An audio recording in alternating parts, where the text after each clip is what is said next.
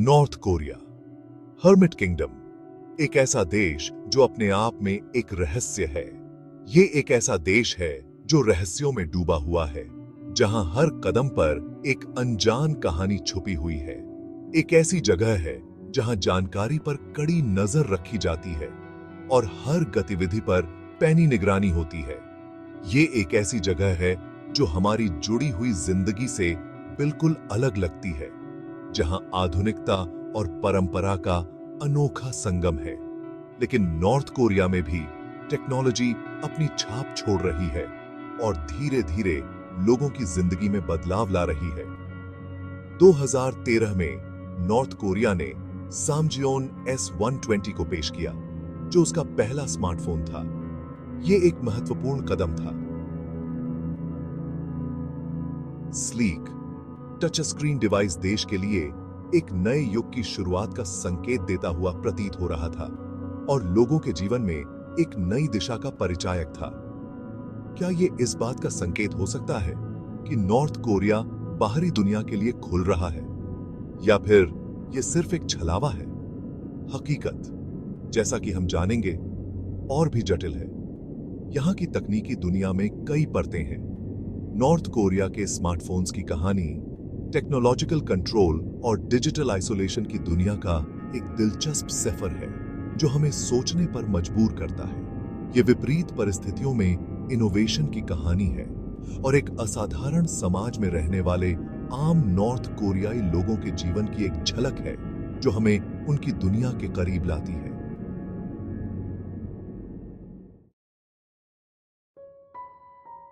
इससे पहले कि हम नॉर्थ कोरियाई स्मार्टफोन्स की दुनिया में उतरें, हमें देश में टेलीकम्युनिकेशन के इतिहास को समझने की जरूरत है। दशकों तक नॉर्थ कोरिया एक टेक्नोलॉजिकल बबल में रहा। बाहरी दुनिया से कम्युनिकेशन लगभग न के बराबर था। टेलीफोन लाइनें एक ऐसी लग्जरी थीं जो केवल खास लोगों के लिए थी। आम नागरिकों के पास जुड़े रहने के लिए सीमित विकल्प थे। पत्र ही कम्युनिकेशन का मुख्य साधन थे। इस आइसोलेशन ने देश के टेक्नोलॉजिकल परिदृश्य को आकार दिया। इसने एक ऐसी व्यवस्था की नींव रखी जहां जानकारी को कड़ाई से नियंत्रित किया जा सकता था कि एका था। नई सहस्राब्दी नॉर्थ कोरिया में बदलाव की एक किरण लेकर आई। 2002 में देश ने अपनी पहली मोबाइल फोन सर्विस शुरू की। यह एक महत्वपूर्ण क्षण था। पहली बार आम नागरिकों के पास एक दूसरे से तुरंत जुड़ने की क्षमता थी। लेकिन यह नई मिली आजादी अल्पकालिक होगी। शुरुआती रोलआउट सीमित था। बहुत कम लोग हैंडसेट और सर्विस फीस की ऊंची कीमतों को वहन कर सकते थे। सरकार इस नई तकनीक से सावधान, इसके विकास पर कड़ी नजर रखे हुए थी। उन्हें कम ही पता था कि एक महत्वपूर्ण घटना होने वाली है। यह नॉर्थ कोरिया में मोबाइल फोन्स के भविष्य को आकार देगा। 2004 में नॉर्थ कोरियाई शहर रयोंगचोन पर आपदा आ गई। ट्रेन में हुआ एक विनाशकारी विस्फोट पूरे शहर में फैल गया, जिससे व्यापक विनाश हुआ और जान माल का नुकसान हुआ। सरकार ने इस आपदा के लिए तोड़फोड़ को जिम्मेदार ठहराया। उन्होंने दावा किया कि विस्फोटकों को विस्फोट करने के लिए मोबाइल फोन्स का इस्तेमाल किया गया था। इससे एक तेज और निर्णायक कार्रवाई हुई। मोबाइल फोन्स पर प्रतिबंध लगा दिया गया। यह प्रतिबंध 4 साल तक चला। इसने मोबाइल तकनीक के प्रति सरकार के गहरे संदेह को उजागर किया। ऐसा लग रहा था कि नॉर्थ कोरिया का मोबाइल फोन्स के साथ प्रयोग वास्तव में शुरू होने से पहले ही खत्म हो गया था।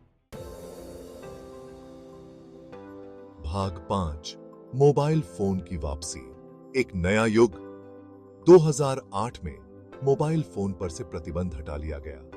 इस बार सरकार मोबाइल तकनीक को अपनाने के लिए ज्यादा तैयार दिख रही थी। शायद उन्होंने इसके संभावित लाभों को पहचान लिया था, या शायद उन्होंने महसूस किया कि अब तो डिब्बे से जिन्न बाहर आ ही चुका है। कारण जो भी हो, प्योंगयांग की सड़कों पर मोबाइल फोन फिर से दिखाई देने लगे। इस बार सरकार ने एक अलग तरीका अपनाया।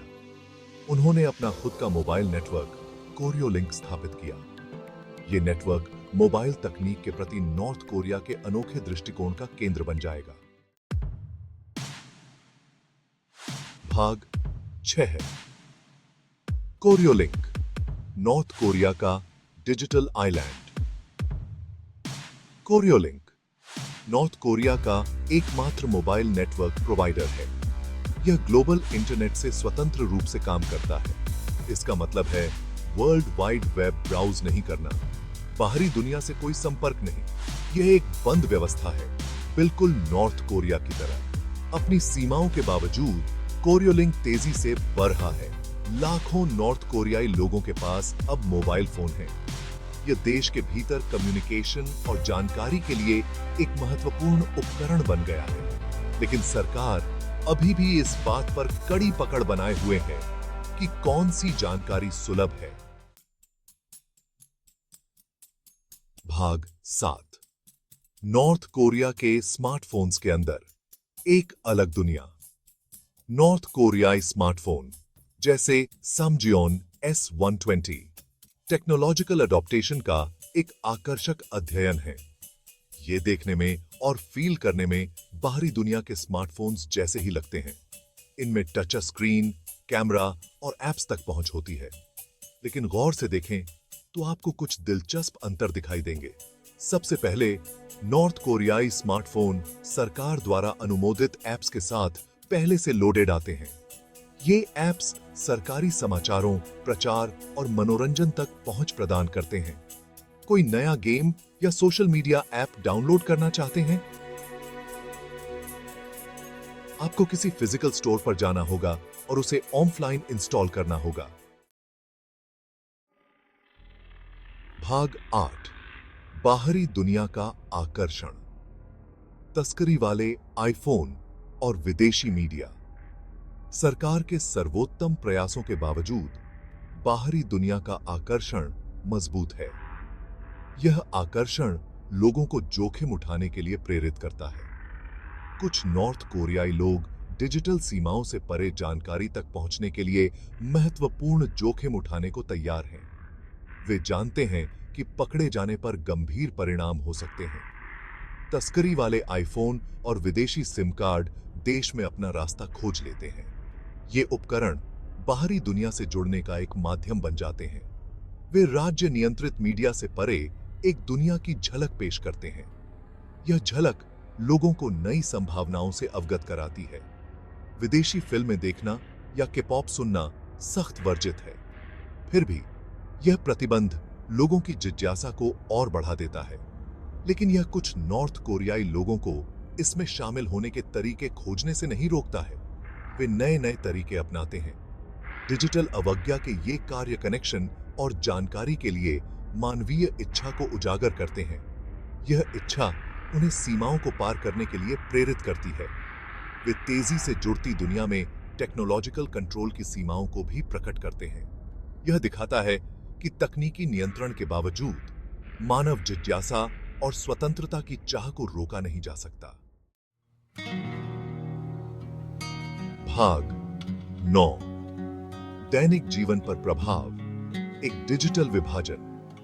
दैनिक जीवन पर नॉर्थ कोरिया के अद्वितीय तकनीकी परिदृश्य का प्रभाव गहरा है। एक तरफ मोबाइल फोन्स ठोस लाभ लेकर आए हैं।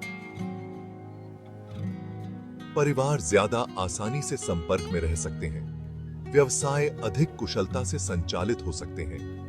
जानकारी यद्यपि नियंत्रित है, अधिक आसानी से उपलब्ध है।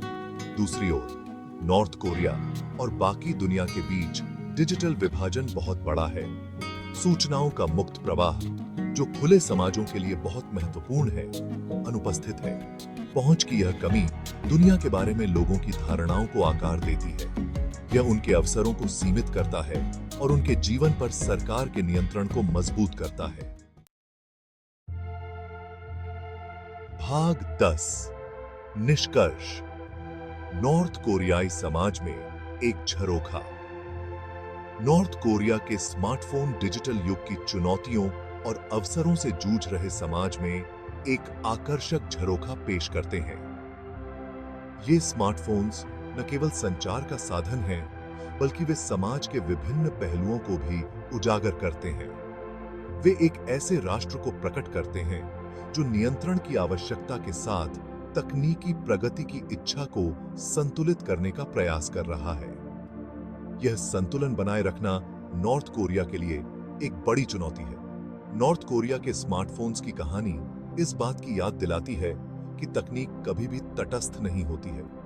यह हमेशा किसी न किसी उद्देश्य के लिए उपयोग की जाती है।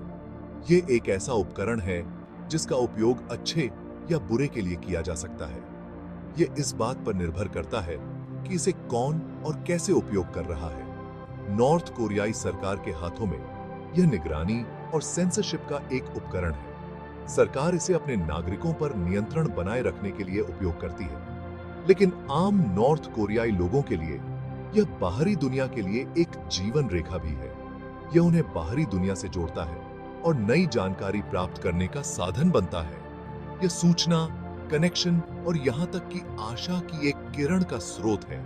यह उन्हें एक बेहतर भविष्य की उम्मीद देता है और उनके जीवन में सकारात्मक बदलाव लाने की क्षमता रखता है।